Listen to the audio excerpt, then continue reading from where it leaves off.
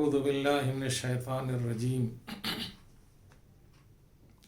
بسم اللہ الرحمن الرحیم الحمد للہ رب العالمین والصلاة والسلام علی اشرف الانبیاء وسید المرسلین خاتم النبیین ورحمت للعالمین مولانا وسیدنا ابی القاسم محمد صلی اللہ علیہ وعلی اہل بیتہ الطیبین الطاہرین المعصومین المنتجبین الاکرمین لا سیما علی بقیت اللہ فی الارضین ولعنت اللہ علی اعدائہم اجمعین من یوم عداوتہم الی یوم الدین اما بعد فقد قال سبحانہ تبارک وتعالی فی کتابہ الکریم وهو أصدق الصادقين بسم الله الرحمن الرحيم يا أيها الذين آمنوا كتب عليكم الصيام كما كتب على الذين من قبلكم لعلكم تتقون صدق الله العلي العظيم. ناظرین محترم، آج 13ویں ماہ مبارک رمضان سے متعلق کچھ گفتگو آپ کی خدمت میں عرض کرنا چاہتا ہوں. اسی خطبہ شعبانیہ سے خطبہ شعبانیہ کا ایک جملہ آج کی ہماری پوری گفتگو کا محور ہوگا. اس سے پہلے کی گفتگو میں اور تقریر میں یہ عرض کیا کہ صلہ رحم ہمارے لیے اور آپ کے لیے بے انتہا لازمی اور ضروری ہے. یہ صلہ رحم جو ہے وہ ہمارے جو رشتے ہیں، جو ناطے ہیں، جو تعلقات ہیں، جو صلبی رشتے ہیں، جو سببی رشتے ہیں. صلبی رشتے یعنی ماں باپ بیٹے اولاد، سببی رشتے یعنی بیوی، اور یہ ساری چیزیں جو ہے بیویوں سے متعلق جو رشتہ دار ہیں وہ سب سببی رشتہ دار کہلاتے ہیں. تو یہ چیز بے انتہا لازمی اور ضروری ہے، اور یہ سارے رشتے پروردگار عالم کے بنائے ہوئے. اگر یہ رشتے پروردگار عالم کے بنائے ہوئے ہیں تو پروردگار عالم یہ چاہتا ہے کہ ان رشتوں میں حلاوت رہے، شیرینی رہے، محبت رہے. خداوند عالم جو چاہتا ہے وہ یہی چاہتا ہے. ہم جو چاہتے ہیں وہ یہ چاہتے ہیں کہ اگر ہم مغرور ہو گئے، اگر ہمارے پاس کچھ تھوڑا سا پیسہ آ گیا، اگر کوئی عہدہ یا منصب ہم کو بڑا مل گیا تو ہم پھول جاتے ہیں. اور جب پھول جاتے ہیں تو لوگوں کو، اپنے عزیز و اقارب کو حقیر سمجھنے لگتے ہیں. اور جب اپنے عزیز و اقارب کو حقیر سمجھنے لگتے ہیں تو وہیں سے نفرت کا بیج زمین میں گویا زندگی کے اندر جو ہے وہ بویا جاتا ہے، اور پھر وہ نفرت کا بیج جو ہے وہ پودا بنتا ہے، پھر درخت بن جاتا ہے. اس کے نتیجے میں کڑواہٹ اور تلخی رشتوں کے اندر آ جاتی ہے، اور یہ تلخی جو ہے گناہوں کے اوپر آمادہ کرتی ہے. خود یہ ایک دوسرے سے نہ بولنا اور باتیں نہ کرنا اور تعلقات برقرار نہ رکھنا اور حالات نہ پوچھنا، خیریت دریافت نہ کرنا، یہ ساری چیزیں جو ہیں دلوں میں نرمی کے بجائے سختی لاتی ہیں، قساوت قلب پیدا کرتی ہیں. اور جب قساوت قلب پیدا کرتی ہیں، دل سخت ہو جاتے ہیں، تو کسی کی طبیعت اگر خراب ہو جب بھی ہمارا دل نہیں اڑتا، کوئی بھوکا ہو جب بھی ہمارا دل نہیں ترس کھاتا، کوئی اذیت میں مبتلا ہو جب بھی ہم یہ کہتے ہیں اچھا ہوا اسے اذیت میں مبتلا ہم دیکھ رہے ہیں، اچھا ہوا، ایسا ہی ہونا چاہیے تھا اس کے لیے. جبکہ یہ رشتہ دار ہے، اور رشتہ دار کا، رشتہ داری کا تقاضا جو ہے وہ یہ ہے خداوند عالم کی جانب سے کہ وہ تمام جو زبانی اعتبار سے یا کسی بھی اعتبار سے اختلاف پیدا ہوئے ہوں یا خرابیاں پیدا ہوئی ہوں، تمام چیزوں کو بھول جائے انسان اور بھولنے کے بعد اگر کوئی اذیت میں مبتلا ہو، کوئی پریشانی میں مبتلا ہو، کوئی بھوکا ہو، کوئی مشکل میں ہو، کسی کو مدد کی ضرورت ہو، ہمارے عزیز و اقارب میں اگر ہم اس کی طرف ہاتھ بڑھائیں اور بغیر یہ سوچے ہوئے کہ اس نے ہمارے ساتھ برائی کی تھی، ہم اس کے ساتھ محبت کریں اور اچھا سلوک کریں، تو خداوند عالم کو یہ عمل اس قدر بہتر لگتا ہے کہ وہ 1000 سال کی نماز سے بھی اسے افضل قرار دیتا ہے، مستحبی نماز سے البتہ۔ تو اب یہ چیز جو ہے وہ ایسی ہے کہ صلہ رحم، میں نے کل کی تقریر میں یہ بات آپ کی خدمت میں عرض کی ہے کہ صلہ رحم سے کتنے فائدے ہوتے ہیں۔ آج مزید گفتگو اس کے اوپر نہیں کرنی ہے، لیکن صرف یہ بتاتا چلوں کہ چھٹے امام نے صلہ رحم کے سلسلے میں یہ فرمایا تھا کہ اِنَّ صِلَةَ الرَّحِمِ تُزَكِّي الْأَعْمَالِ، ہمارے اعمال، ہم اور ہمارے اعمال ہی کیسے ہیں، لیکن اگر ہم نے جیسی بھی نماز پڑھی ہے، جیسی بھی عبادت کی ہے، جیسا بھی روزہ رکھا ہے، لیکن ہمارا دل نرم ہے اس اعتبار سے کہ ہم سوچتے ہیں کہ اگر ہم 2 کھجوریں کھا رہے ہیں تو 1 کھجور اپنے کسی عزیز تک پہنچا دیں، اگر ہم 2 پھلکیاں کھا رہے ہیں تو 1 پھلکی کسی عزیز کے گھر پہنچا دیں، یا اور بھی اس طرح کی قدورتیں اگر کسی کے یہاں ہیں تو ماہ مبارک کے ان روزوں کے درمیان ہم ان قدورتوں کو اور ان نفرتوں کو دور کر دیں، اور اپنے عزیزوں کے بچوں کے سروں کے اوپر ہاتھ پھیریں، ان کے لیے اگر تھوڑی سی مٹھائی لے کر کے جائیں، چاکلیٹ لے کر کے جائیں، اور وہ نفرتیں دور کریں دلوں سے، تو یہ یقین جانیے کہ روزے میں 4 چاند لگ جائیں گے۔ یہ یقین جانیے کہ خداوند عالم اس سے بہتر عبادت کو پسند نہیں کرتا۔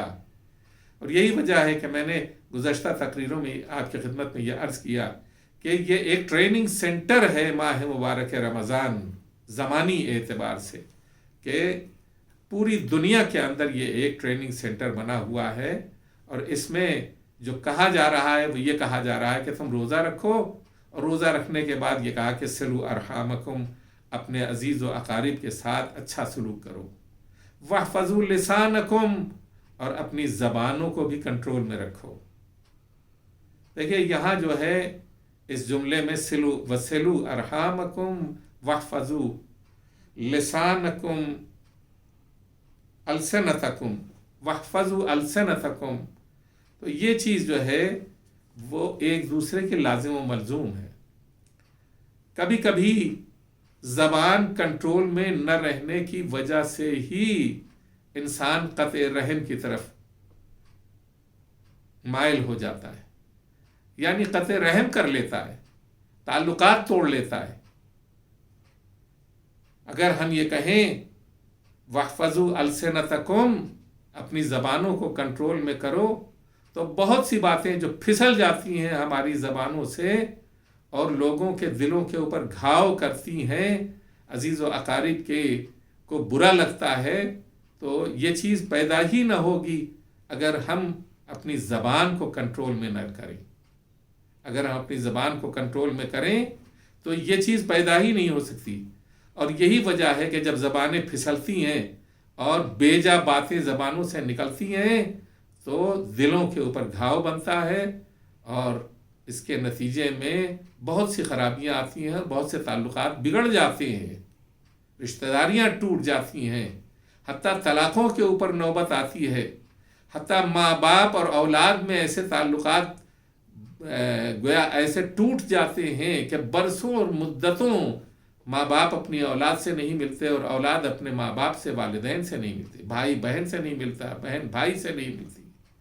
یہ صرف زبان کے بیجا استعمال کے نتیجے میں، زبان کو کنٹرول نہیں کیا، اور نتیجے کے طور کے اوپر اس زبان نے پھسل کر کے ایسی بیجا باتیں بھی جاری کر دیں اپنے اس چھوٹے سے گوشت کے ٹکڑے کے اوپر، کہ جس کے نتیجے میں بہت ساری چیزیں بگڑ گئیں۔ عربی کا شعر ہے جراحات السنان لها التیام ولا یلتام ما جرح اللسان، اس کا مطلب یہ ہے کہ برچھی کا گھاؤ جو ہے وہ ایک مدت کے بعد بھر جایا کرتا ہے، لیکن زبان کا گھاؤ کبھی نہیں بھرتا۔ نیزے اور برچھی کا گھاؤ بھر جایا کرتا ہے، تلوار کا گھاؤ بھر جایا کرتا ہے، لیکن زبان کا گھاؤ نہیں بھرتا۔ لہذا اس ماہ مبارک میں تمرین کے طور کے اوپر ہم سے یہ کہا گیا ہے کہ اس مہینے میں روزہ رکھ رہے ہو تو وَاحْفَظُوا أَلْسِنَتَكُمْ، اپنی زبانوں کو کنٹرول میں رکھو، اپنی زبانوں کو کنٹرول میں رکھو۔ زبان چھوٹا ہی سا عضو ہے بدن کا، لیکن روایات میں یہ ملتا ہے کہ ہر روز تمام اعضاء و جوارح ایک دوسرے سے خیریتیں دریافت کرتے ہیں کہ بھائی تم کیسے ہو، تم کیسے ہو، تم کیسے ہو۔ یہ روایت خود بتاتی ہے کہ ہمیں اپنے ارد گرد جتنے افراد ہیں یا ہمارے اعزاء و اقارب ہیں سب کی خیریت ہر روز معلوم کرنا چاہیے۔ یہ خود محبت کا ایک گویا سرچشمہ ہے کہ آپ خیریت طلب کیجئے، خیریت لیتے رہیے تو نفرتیں اور کدورتیں دور ہوتی جائیں گی۔ آدمی جو ہے وہ بہل جاتا ہے اگر کوئی محبت سے باتیں کرے، تو یہ اعضاء و جوارح ایک دوسرے کی خیریت دریافت کرتے ہیں، اور پھر سب کے سب جو ہے زبان بھی ایک دوسرے سے خیریت دریافت کرتی ہے۔ زبان پوچھتی ہے کہ بھائی تم لوگ کیسے ہو، تو اعضاء و جوارح زبان سے یہ کہتے ہیں کہ اگر تم ہمیں چین سے رہنے دو تو ہم خیریت سے ہیں۔ یہ حدیث ہے، معصوم سے مروی یہ حدیث ہے کہ زبان پوچھتی ہے اعضاء و جوارح سے، پورے بدن کے ہر ایک حصے سے، آنکھوں سے، زبان سے، کان سے، ہاتھوں سے، پیروں سے پوچھتی ہے بھائی تم لوگ کیسے ہو، تو وہ اعضاء و جوارح یہ کہتے ہیں کہ بھائی تم اگر ہمیں چین سے رہنے دو تو ہم خیریت سے ہیں، وگرنہ تم ہی ایسی چیز ہو کہ جس کے ذریعے ہمارے اوپر بلائیں اور مصیبتیں نازل ہوتی ہیں۔ دل مجروح ہوتا ہے، دماغ کے اوپر اثر پڑتا ہے، خیالات برے ہو جاتے ہیں اگر زبان نے ناگفتہ بہ رخ اختیار کر لیا، غلط رخ اختیار کر لیا۔ ایک اور روایت میں یہ ملتا ہے کہ سب سے زیادہ جس گناہ کے ذریعے لوگ جہنم میں جائیں گے وہ زبان کا گناہ ہوگا۔ سب سے زیادہ جس گناہ کے ذریعے لوگ جہنم میں جائیں گے، جس چیز کے ذریعے لوگ جہنم میں جائیں گے وہ زبان ہوگی۔ اس لیے کہ زبان کا گناہ جو ہے ایک گناہ نہیں ہے، زبان کا گناہ غیبت بھی ہے، زبان کا گناہ جھوٹ بھی ہے، زبان کا گناہ برا کنایہ بھی ہے۔ سمجھ رہے ہیں آپ؟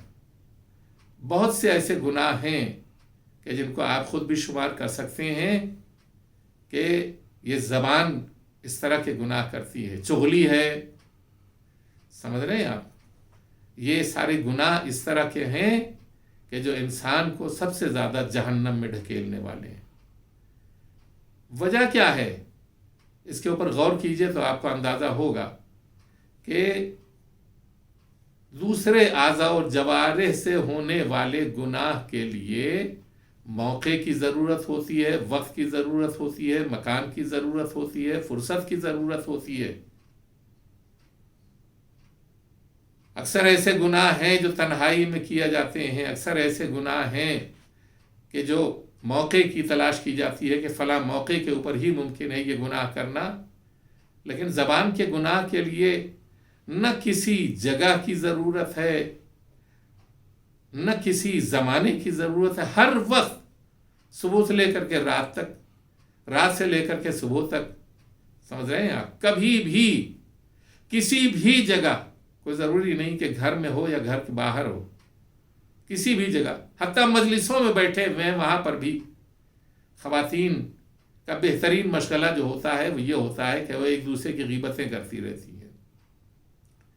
مردوں میں یہ اثرات کم ہوتے ہیں، لیکن یہ چیزیں ہیں، ہمارے یہاں پائی جاتی ہیں، ہم میں پائی جاتی ہیں۔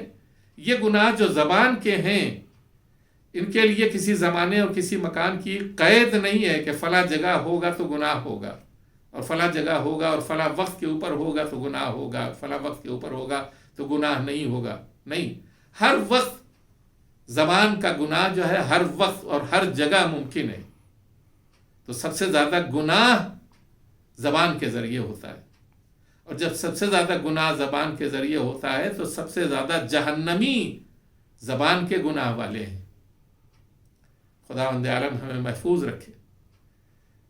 بعض روایات میں یہ بھی ملتا ہے کہ ہمارے علماء بھی ہمارے گزرے ہیں اس طرح کے کہ انہوں نے 20 برس تک چھوٹی چھوٹی کنکریاں دھل کر کے اپنے دہن میں زبان کے نیچے رکھی،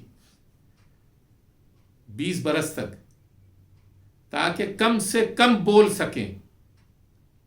نماز کے وقت وہ کنکریاں نکال لیتے تھے، نماز پڑھتے تھے، پھر کنکریاں رکھ لیتے تھے۔ اصحاب کے سلسلے میں بھی بعض باوقار اصحاب کے سلسلے میں بھی پیغمبر اسلام کے یہ ملتا ہے کہ وہ بھی اسی طرح سے عمل کیا کرتے تھے کہ جب تک یہ کنکریاں دہن میں رہیں گی زبان چلنے نہیں پائے گی، اور جب زبان چلنے نہیں پائے گی تو ہم سے کوئی زبان کا گناہ سرزد نہیں ہوگا۔ یہ تو ظاہر ہے کہ اس زمانے میں یہ چیزیں جو ہے درست نہیں ہے، ممکن نہیں ہے، لیکن ہمیں کم از کم کنٹرول کرنے کی قوت ہمارے بدن میں پروردگار عالم نے دی ہے کہ ہم کنٹرول کریں۔ کوشش یہ کریں کہ ہماری زبان موقع سے کھلے، بے موقع نہ کھلے۔ کوشش یہ کریں کہ ہماری زبان اگر کھلے تو مفید بولے، غیر مفید نہ بولے، اچھی بات بولے، خراب بات نہ بولے۔ بہت ضروری ہے کہ ہم اپنی زبان کو اپنے قابو میں کریں اور اپنے کنٹرول میں کریں۔ اگر ہم اپنی زبان کو اپنے قابو میں اور کنٹرول میں نہیں کریں گے تو نتیجہ کیا ہوگا؟ نتیجہ یہ ہوگا کہ ہماری شخصیت جو ہے اسی زبان کے ذریعے تولی جائے گی۔ زبان ہی ہماری شخصیت بناتی ہے اور زبان ہی ہماری شخصیت بگاڑتی بھی ہے۔ بہت ہی مشہور حدیث ہے کہ جو میں آپ کی خدمت میں پیش کرنا چاہتا ہوں۔ یہ حدیث جو ہے وہ اس طرح کی ہے کہ لسان العاقل وراء قلبہ ولسان الاحمق وعقل الاحمق وراء لسانہ۔ مطلب کیا ہوا؟ مطلب یہ ہے کہ عاقل کی زبان جو ہوتی ہے،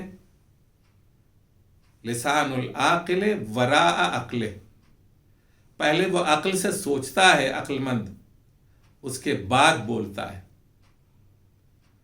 اور قلب الاحمق وراء لسانہ، اور احمق اور بیوقوف وہ ہوتا ہے کہ جو پہلے بولتا ہے اس کے بعد غور کرتا ہے کہ ہم نے کیا کہا، ہم کیا کہہ گئے، ہم نے کیا کہہ دیا، اور پھر وہ پچھتاتا ہے۔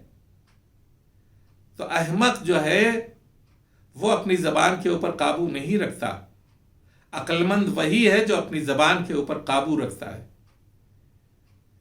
جناب لقمان نے اپنے بیٹے سے بہت ساری باتیں کی، حکمتوں کی باتیں جناب لقمان کیا کرتے ہیں۔ جناب لقمان کی شخصیت ایسی شخصیت ہے کہ آپ کے نام سے مکمل ایک سورہ ہے قرآن کریم میں۔ بعض روایتوں میں ملتا ہے کہ آپ کو نبوت کے لیے بھی بشارت دی گئی کہ آپ نبی بننا چاہتے ہیں، تو آپ نے فرمایا کہ اگر حکم پروردگار ہے تو ہمارا سر جھکا ہوا ہے، لیکن اگر حکم پروردگار نہیں ہے تو ہم اس ذمہ داری کو، اس سنگین ذمہ داری کو اٹھانے کے لائق اپنے آپ کو نہیں پاتے۔ تو خداوند عالم نے ان کے دل میں معرفت کے چشمے ابال دیے۔ آپ 400 نبیوں کے ساتھ رہنے کا شرف آپ کو حاصل ہے۔ آپ نے اپنے بیٹے سے یہ فرمایا کہ بیٹا، اگر تم یہ سمجھتے ہو کہ تمہارا بولنا چاندی کی طرح مفید ہے، چاندی کی طرح فائدہ مند ہے، تو یہ جان لو کہ تمہارا چپ رہنا سونے کی طرح سے ہے۔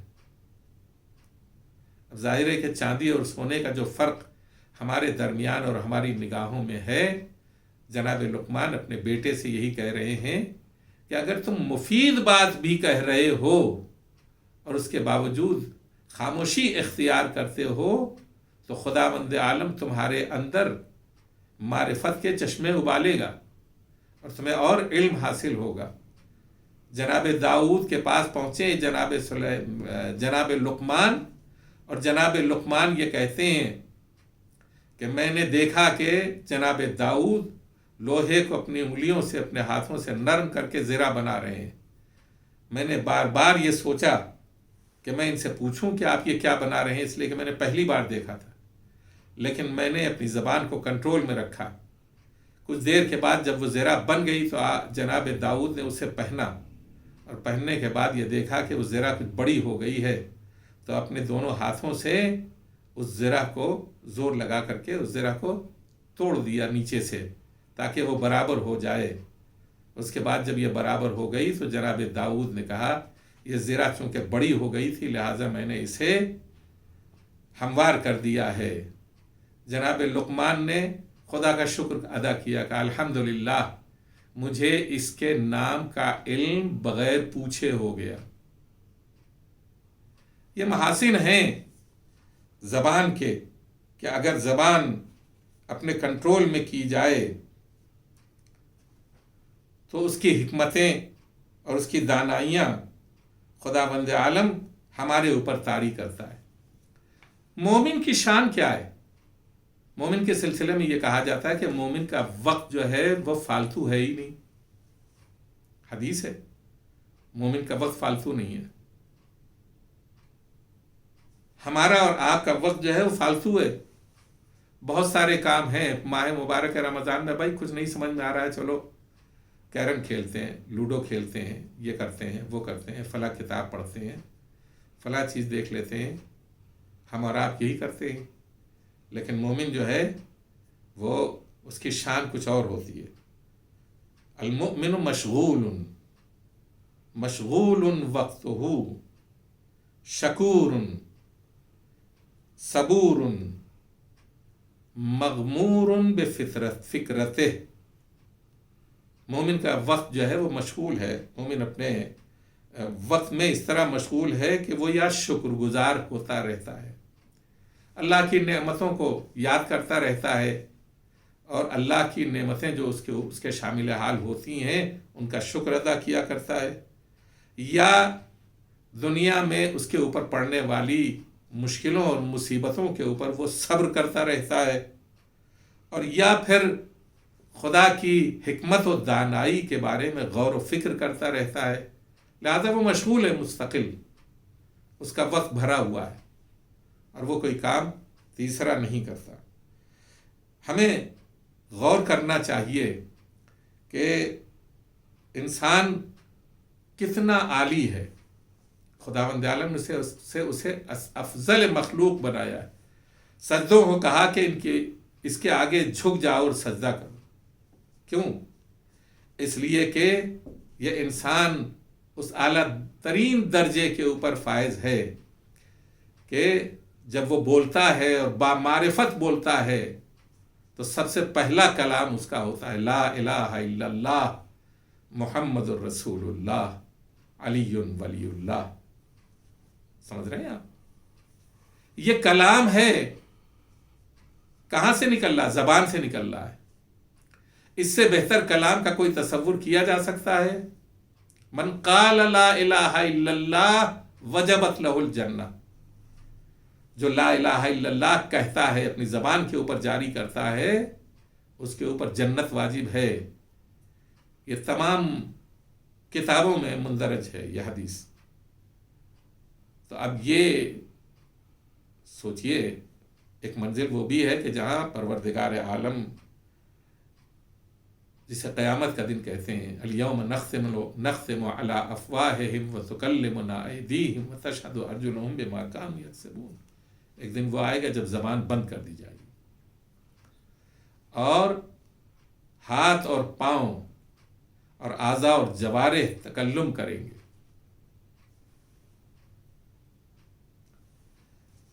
تمام اعضاء اور جوارح ہمارے خلاف یا ہماری حمایت میں، ان کو زبان مل جائے گی۔ لما شہدتم علینا، قرآن مجید کا یہ جملہ ہے، لما شہدتم علینا، یہ تم ہمارے خلاف کیوں بول رہے ہو؟ تو وہ یہ کہیں گے انطقنا اللہ، انطقنا اللہ الذی انطق کل شیء، ہمیں زبان دے دی ہے پروردگار عالم نے، اس پروردگار عالم نے جس نے تمام چیزوں کو زبان عطا کی ہے۔ یہ جلد جو ہے ہماری، آپ دیکھتے ہیں سی ڈی پرانے زمانے میں، وہ سی ڈی سے پہلے ٹیپ ہوتے تھے چھوٹے چھوٹے باریک، اس ٹیپ کے اوپر جو ریبن چڑھی رہتی تھی اس کا کلر کیسا ہوتا تھا؟ کتھئی، کلیجی کلر کا، کتھئی کلر کا، اس میں آواز محفوظ ہوتی تھی۔ آپ اگر کھال کے اوپر مارتے ہیں تو ویسے ہی کلر ہو جاتا ہے اس کھال کا، یہ ویسے ہی کلر جو کھال کا ہو جاتا ہے، یہ بتاتا ہے کہ اس کے اندر یہ ظلم محفوظ ہو گیا ہے۔ اب یہی کھال جو ہے کل ہمارے خلاف آواز اٹھائے گی اور بتائے گی کہ ہمارے اوپر ظلم ہوا ہے، تو اب یہ زبان بن جائے گی۔ زبان اس قدر اہم چیز ہے کہ اگر اسے چھوڑ دیا جائے بے محابہ اور بے مہار چھوڑ دیا جائے تو پوری کائنات کے گلے کٹوا سکتی ہے، اور اگر اسے کنٹرول کر لیا جائے اور اسے ترقی دی جائے اور معرفت کی راہ میں اسے آگے بڑھایا جائے اور زبان پر کلام الہی کو جاری کیا جائے تو یہ زبان دل کو بھی پاکیزہ کرتی ہے، دماغ کو بھی پاکیزہ کرتی ہے، جہنم کدے کو جنت بناتی ہے، اور خود انسان کو لسان اللہ بنا دیتی ہے۔ انسان کی زبان بھی لسان اللہ ہو جاتی ہے۔ انسان کامل جب تکلم کرتا ہے تو اس کا تکلم بھی جو ہے وہ کلام الہی میں ڈھل جایا کرتا ہے۔ بظاہر نہج البلاغہ کلام علی ابن ابی طالب علیہ السلام ہے، لیکن چونکہ کلام اللہ سے نکلی ہوئی یہ بات ہے اور یہ خطبے ہیں، لہذا یہ کلام الہی بھی ہے، اور وہ متکلم جسے امیر المؤمنین علی ابن ابی طالب علیہ السلام کہا جاتا ہے، اس کی زبان لسان اللہ بن جاتی ہے۔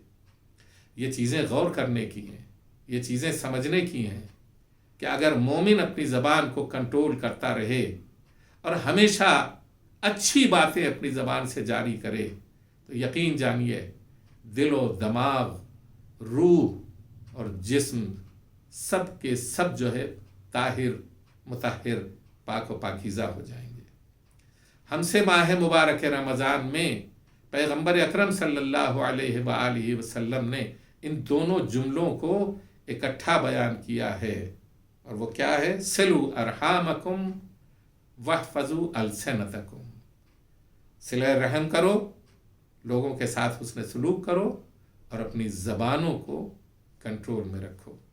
جس قدر ہم اپنی زبانوں کو کنٹرول میں رکھیں گے اسی قدر، کنٹرول میں رکھنے کا مطلب یہ نہیں ہے کہ ہم بالکل چپ ہو جائیں، کنٹرول میں رکھنے کا مطلب یہ ہے کہ ہم بیہودہ باتیں نہ بولیں۔ ہم سے کہا گیا ہے کہ ہم اس ماہ مبارک میں زیادہ سے زیادہ قرآن مجید کی تلاوت کریں، تلاوت بھی اسی زبان سے ہوتی ہے۔ جس قدر ہم تلاوت کلام مجید کرتے رہیں گے اسی قدر ہمارے دل کی صفائی ہوتی رہے گی اور ہمارا ایمان نکھرتا چلا جائے گا۔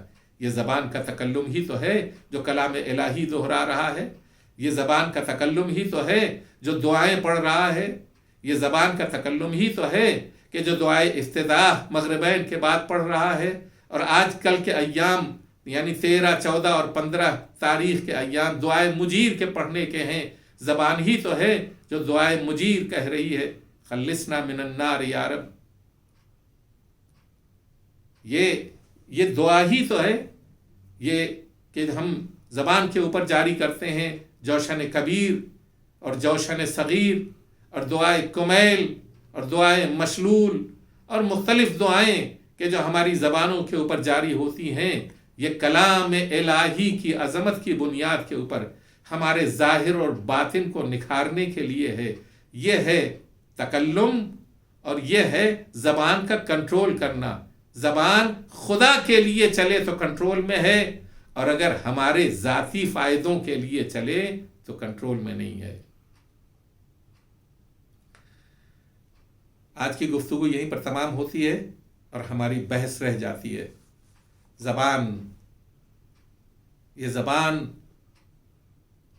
کلام، اور اس کلام کے ذریعے معرفت الہی کے چشمے پھوٹتے ہیں۔ نوک نیزہ کے اوپر قرآن کی تلاوت کرنے والا سر ہمیں کیا سکھا رہا تھا؟ معرفت الہی سکھا رہا تھا، عرفان الہی سکھا رہا تھا۔ میں نے کل کی تقریر میں یہ گفتگو کی تھی کہ ظالموں نے حسین کے سر کو تن سے جدا کرنے کے بعد دو بڑے کام کیے، اور دو ایسے اندوہناک اور ایسے غم انگیز کام کیے کہ جس کے اوپر زمین بھی روئی اور جس کے اوپر آسمان بھی رویا۔